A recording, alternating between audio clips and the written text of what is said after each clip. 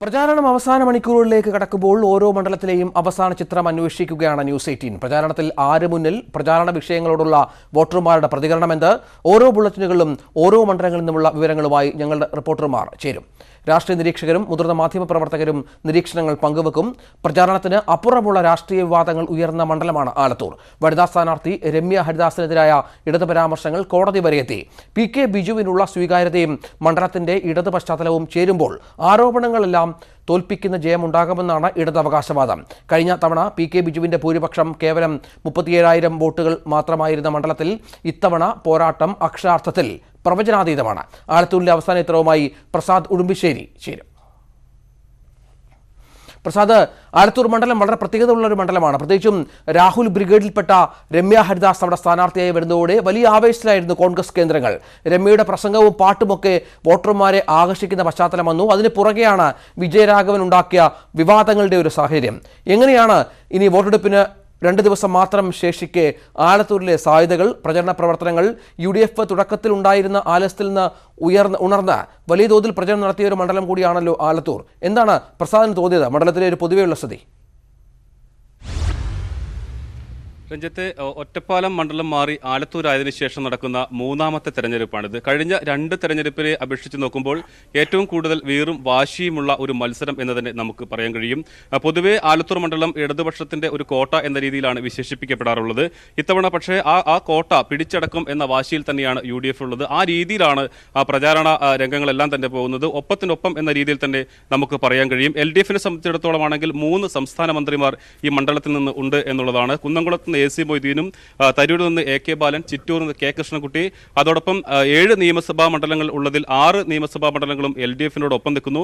Vadakkanchery UDF ആണെങ്കിൽ പോലും നേരിയ ഭൂരിപക്ഷത്തിന് മാത്രമാണ് അവിടെ വടക്കാഞ്ചേരിയിൽ UDF സ്ഥാനാർത്ഥി UDF MLA കഴിഞ്ഞ തവണ വിജയിച്ചിട്ടുള്ളത്. അത്രയും ശക്തമായ രാഷ്ട്രീയ അടിത്തറയുള്ള ഒരു മണ്ഡലമാണുള്ളത്.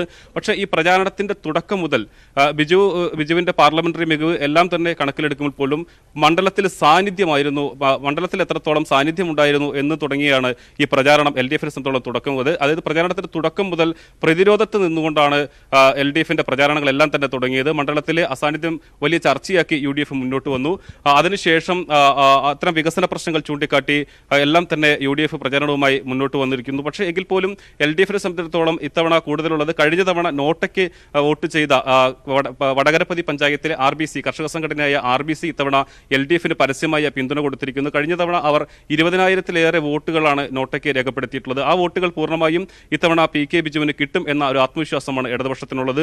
അതോടെ തിരിച്ചു വന്നതിന് ശേഷം നടക്കുന്ന ഒരു തെരഞ്ഞെടുപ്പ് അവർക്ക് നെന്മാറ, ചിറ്റൂർ ഉൾപ്പെടെയുള്ള മണ്ഡലങ്ങളിൽ ഉള്ള വോട്ട് ഇതെല്ലാം അനുകൂല ഘടകങ്ങളാണ് എന്നതാണ് LDF അവകാശപ്പെടുന്നത്. ജോബ് ജോൺ, കേരളത്തിലുടനീളം ശ്രദ്ധിക്കപ്പെട്ട ഒരു മണ്ഡലം കൂടിയാണ് ആലത്തൂർ. വലിയ തോതിൽ ഇടതുമുന്നണി ആദ്യഘട്ടത്തിൽ വിജയപ്രതീക്ഷ പുലർത്തിയിരുന്നു. ഇടതിന് ഷുവർ സീറ്റ് എന്ന് പറഞ്ഞു വെച്ചിരുന്ന മണ്ഡലത്തിൽ താങ്കൾ കാണുന്ന മാറ്റങ്ങൾ എന്താണ്? എന്തെങ്കിലും സാധ്യതകൾ കുറഞ്ഞിട്ടുണ്ടോ ഇടതുമുന്നണിക്ക് അവിടെ? ഇടതുപക്ഷത്തിന് ശക്തമായ വേരോട്ടമുള്ള മണ്ണാണ് ആലത്തൂരിലേത്. ഇടതുകോട്ട എന്നൊക്കെ വിശേഷിപ്പിക്കപ്പെടുന്ന തരത്തിലുള്ള മണ്ഡലം തന്നെയാണ്. കഴിഞ്ഞ 2 തവണയും ശ്രീ PK ബിജു ഉജ്ജ്വലമായ വിജയം നേടിയ മണ്ഡലമാണ്. ഇത്തവണ UDFന്റെ സ്ഥാനാർത്ഥിയുടെ രംഗപ്രവേശത്തോടു കൂടി ആ ചിത്രമൊന്ന് മാറിയിട്ടുണ്ട്. ശക്തമായ ഒരു മത്സരം കാഴ്ചവെക്കുവാൻ UDFന് കഴിഞ്ഞിരിക്കുന്നു. UDF സ്ഥാനാർത്ഥിയുടെ ഒരു എൻട്രി തന്നെ വളരെ ശ്രദ്ധേയമായ രീതിയിലായിരുന്നു. മണ്ഡലം ഇളക്കി മറിച്ചുള്ള അവരുടെ ഒരു പ്രവർത്തന ശൈലിയും പ്രചരണ രീതിയും കൊണ്ട് മണ്ഡലത്തിൽ ഒരു വലിയ തരംഗം സൃഷ്ടിക്കുവാനായിട്ട് UDFന് കഴിഞ്ഞിട്ടുണ്ട്.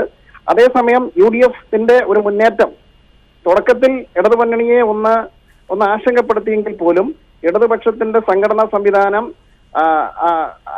ശക്തമായി ചലിച്ചു തുടങ്ങി എന്നുള്ളതാണ്. തുടക്കത്തിൽ UDF തുടക്കത്തിൽ കാണിച്ച വലിയൊരു ആവേശത്തെ സംഘടനാ സംവിധാനം കൊണ്ട് ശക്തമായി തന്നെ പ്രതിരോധിക്കുവാൻ ഇടതുമുന്നണിക്ക് കഴിഞ്ഞു. അപ്പോൾ NDA ഒരു സാന്നിധ്യം ഇവിടെ BJPയുടെ സ്ഥാനാർത്ഥിയാണ് കഴിഞ്ഞ 2 തവണയും മത്സരിച്ചതെങ്കിൽ ഇത്തവണ BDJS അവരുടെ ഘടകകക്ഷിയായിട്ടുള്ള BDJS ആണ് മത്സര രംഗത്തുള്ളത്. സ്വാഭാവികമായും BDJS പ്ലസ് BJP വോട്ടുകൾ എന്ന് പറയുന്നത് ശബരിമല വിഷയം പോലുള്ള സംഗതികൾ മണ്ഡലത്തിൽ ഉണ്ടാക്കുന്ന ചെറിയ ചലനങ്ങൾ ഇതൊക്കെ പരിഗണിക്കുമ്പോൾ ഇവിടെ ഇപ്പോഴത്തെ ഒരു അവസ്ഥയിൽ ഒരു ശക്തമായ മത്സരമാണ്. UDFും LDFും തമ്മിലുള്ള ഒരു ശക്തമായ മത്സരമാണ്. NDAയുടെ ഒരു സാന്നിധ്യം ഒരു 3ാം ചേരി അല്ലെങ്കിൽ ഒരു ത്രികോണ മത്സരം എന്നുള്ള പൂർണ്ണമായ അർത്ഥത്തിൽ പറയാൻ കഴിയുകയില്ലെങ്കിൽ പോലും NDAയുടെ സാന്നിധ്യം വളരെ ശക്തമാണ്. നമുക്ക് ഫലത്തെക്കുറിച്ച് ഒരു കൃത്യമായ പ്രവചനം നടത്താൻ പറ്റാത്ത തരത്തിലുള്ള ശക്തമായ ഒരു മത്സരവും പോരാട്ടവും നടന്നുകൊണ്ടിരിക്കുന്നു എന്നുള്ളതാണ് കാണാൻ കഴിയുന്നത്. ശരി, നന്ദി. ശ്രീ ജോബ് ജോൺ, മാധ്യമപ്രവർത്തകൻ ജോബ് ജോൺ ആണ്. അദ്ദേഹം മണ്ഡലവുമായി വളരെ പരിചയമുള്ള ഒരാളാണ്.